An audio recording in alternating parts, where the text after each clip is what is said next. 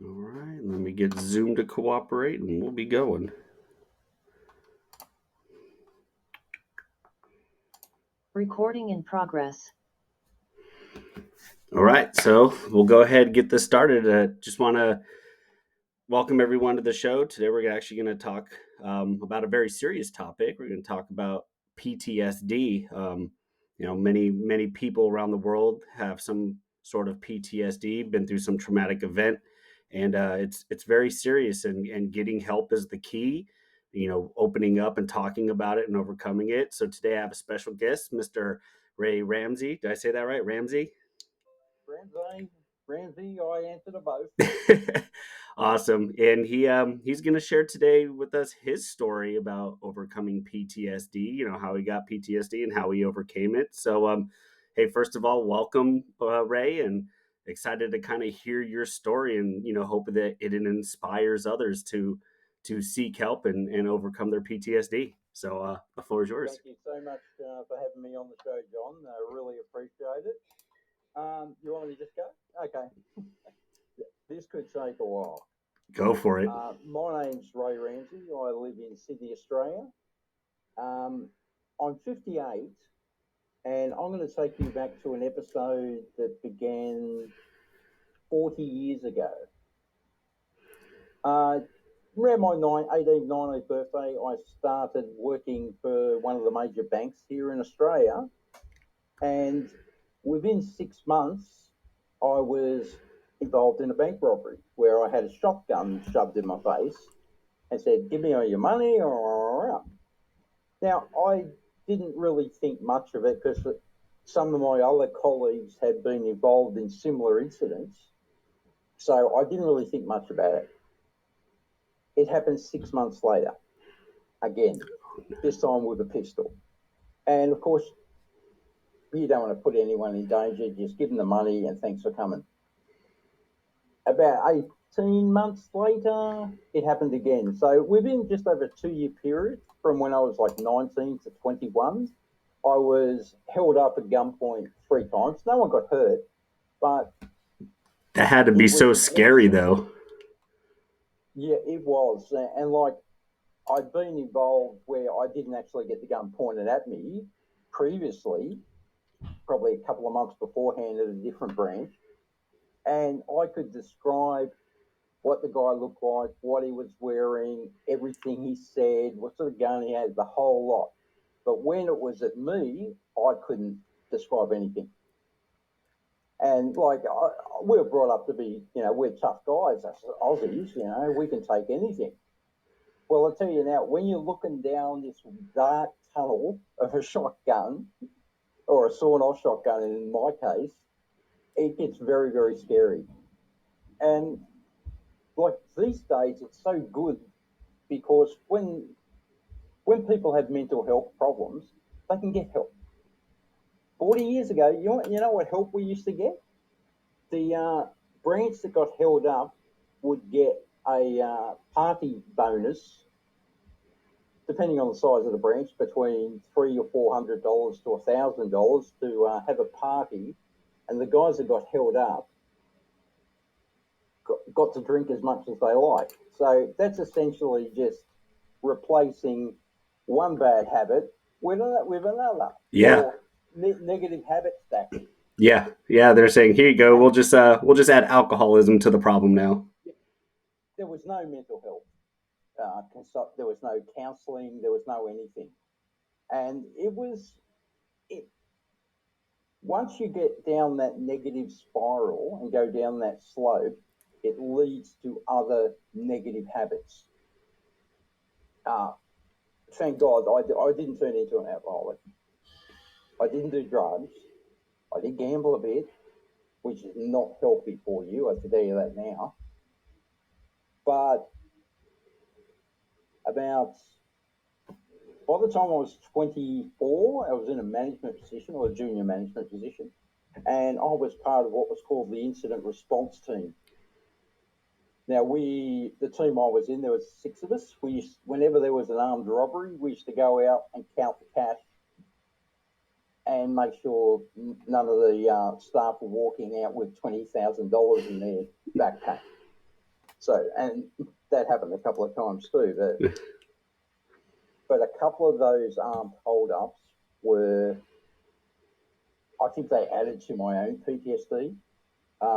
One of the telling supervisors was actually led around all the telling station with a shotgun, a sawn-off shotgun, pressed to her head. Now, of course, she went to pieces. Anyone would. I'd like to see somebody jump through that out in one piece. But she never worked again at all. And I don't even know if she got any sort of compensation. But one of the things that I experienced, shall we say, as part of this PTSD thing is the negative habits, which were the drinking, the gambling. It affects your relationships big time. And about 20 years ago, so I would have been close to 40 at the time, when I met my current wife, she showed me that support, and she was the one that pushed me to speak to someone because she saw it was impacting our relationship. It was impacting outside of work. Like I've always been in, fairly high paying jobs.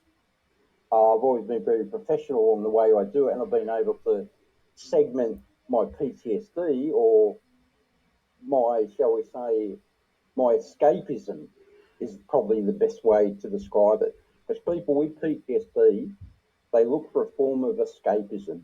So whether that's going gambling, going drinking, going chasing ladies of the night, or whatever you want to do, that's a form of escapism.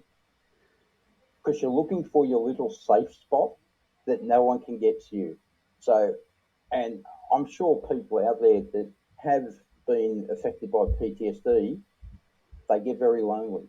You need a support system.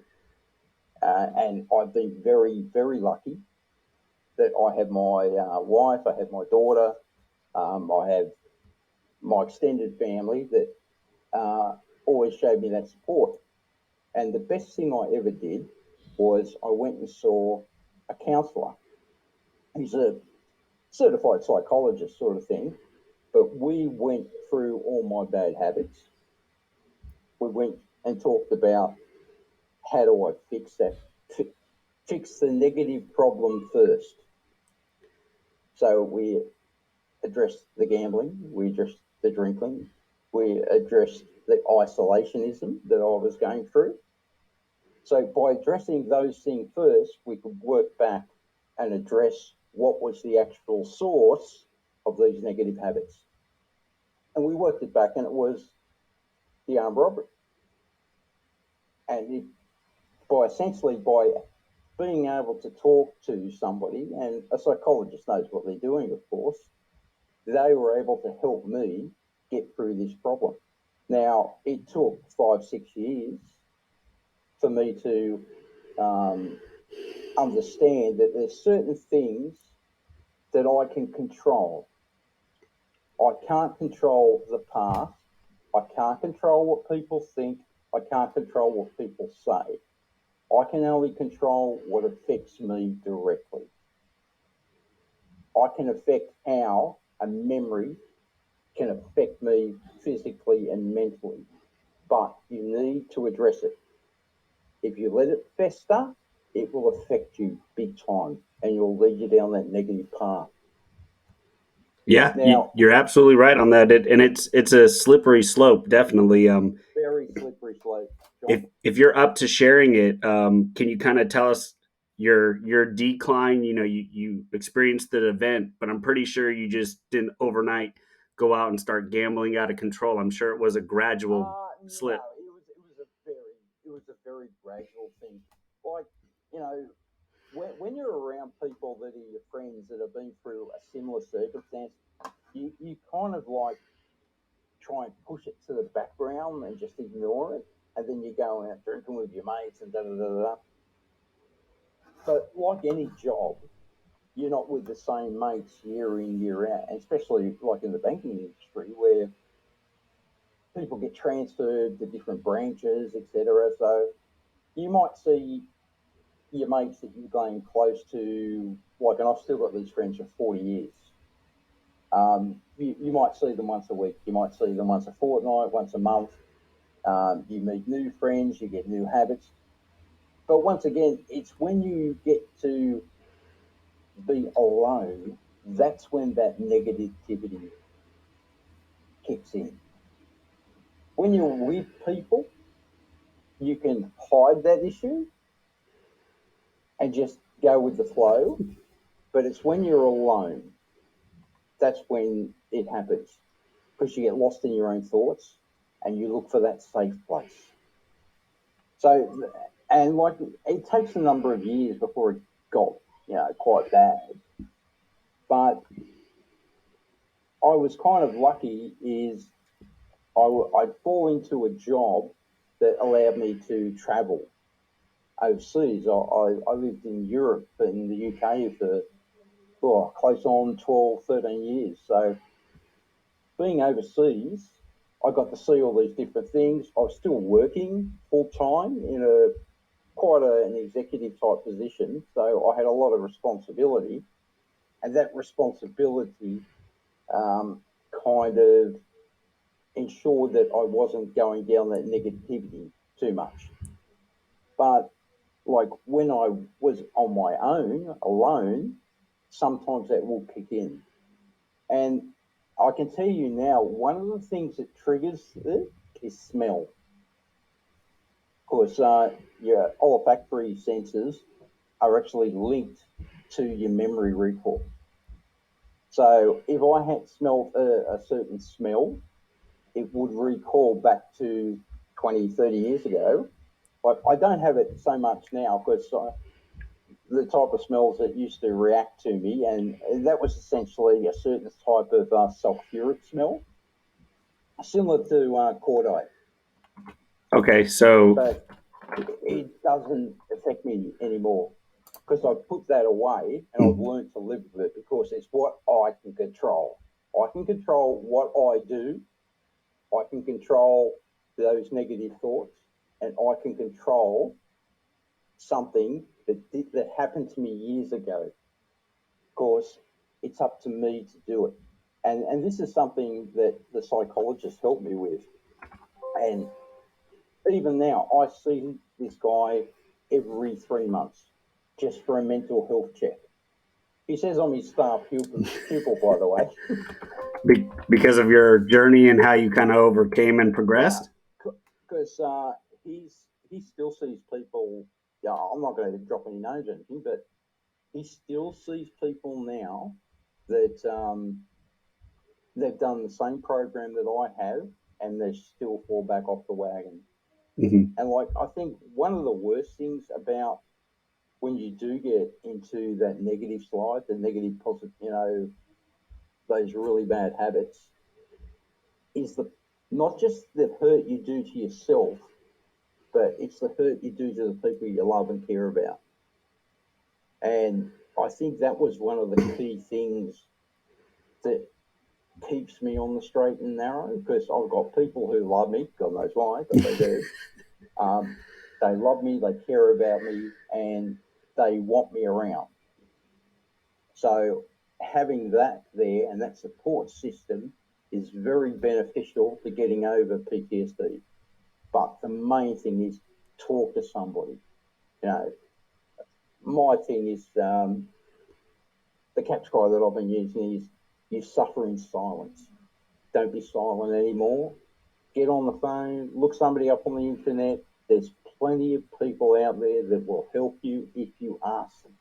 Talk to your friend, talk to your wife, talk to your husband, whatever the case may be, because this is not a male-dominated mental health issue here. This affects everybody that has seen something that can change their personality. And that's essentially what PTSD does. Yeah, I mean, it's in the name, post-traumatic stress, right? So you have a traumatic event, whether a physical event, a psychological event, but there's a traumatic event that triggers this, that you start, having those negative responses, and then you go down that hole. And so I know you kind of mentioned it. You started to identify your triggers. For you, some of your triggers were smells. How would you kind of talk people through that? And it was usually, there was a couple of occasions, it wasn't in Europe, it was actually, it would have been in my late 20s. Usually around bonfire night, when you see crackers go off and fireworks and stuff like that. Certain smells that I would smell, it was virtually, especially that burnt gunpowder cordite type smell, that would actually take me back to the first robbery with the shotgun. And I go, oh, I don't like this sort of thing. I've got to get out of here. I've got to go and find, and do something by myself. And doing by yourself, you go drinking or you go gambling, basically, or you go to one of the clubs and play the poker machines or something stupid like that. But essentially, that was it. I was very uncomfortable when people were talking about being in armed robberies. That was another trigger that would sense off. So it wasn't so much the olfactory, it was a direct memory recall from speech recognition. And being a very visual person, because like 85% of us are visually mental recall. Mm-hmm. We can see the episode in our brains when we close our eyes. And that's part of the problem. When you've got that recall, you relive what you went through. So I don't even have that now, because to me, even though it was 40 years ago, that's just a blur. And because I've had so much counselling and been able to speak about these episodes, that's a blur and it doesn't affect me anymore. And this is what, and if there is one thing I can get out tonight is if I can help one person, this has been successful. Go and get some help. Talk to somebody. If you don't talk, nothing's going to happen. Yep, kind of as you said earlier, don't suffer in silence, right? No. And that's very important. A lot of people out there, they suffer in silence, whether they're afraid to be vulnerable to the world and kind of open up about their incident, their traumatic experience, or some people are too proud. I know I deal with a lot of military folks. I'm prior military myself, and that's one thing. We have triggers like fireworks and cars backfiring, and we're supposed to be these very macho protector savior styles, and so I'm glad you talked about that and mentioned that, being able to open up. That was one of the other triggers. Crowds. I got very agoraphobic around crowds. So that was another type of trigger. But once again, it doesn't bother me these days. But I can tell you now, get some help. Like I used to think I was a tough guy. You're not. Everybody is vulnerable. There's nothing wrong with it. Get some help. That's all I'm going to say to you. And it's probably the best advice I can give. Okay, don't be swallow your pride. It's not going to get you anywhere. It'll just add to the slippery slope you're going to go down. And unfortunately, I've seen too many incidents in this country, Australia that is, where some of our returned soldiers have taken their own lives, and that's not on. And you don't mind if I give a little shout out to you, John? Go ahead, shout out away. I just want to give a shout out to Soldier On Australia. You can check some of my LinkedIn posts for the link. They supply psychological counselling to our return soldiers and their families to help them get through these things, because we want to reduce the suicide rate for our return diggers. And they help other people too. But the main thing, and I'm going to keep saying, talk to somebody. If you don't talk, you're never going to resolve it. What do they say? A problem discussed is a problem solved, or something like that. I can never remember those old cliches. Get some help. Talk to somebody. I tell you now, you can go on LinkedIn, which is my relationship with John. We're good buddies from LinkedIn. you type in psychologist, you'll come up with about 500 names. And if they can't help you, you'll find someone who can.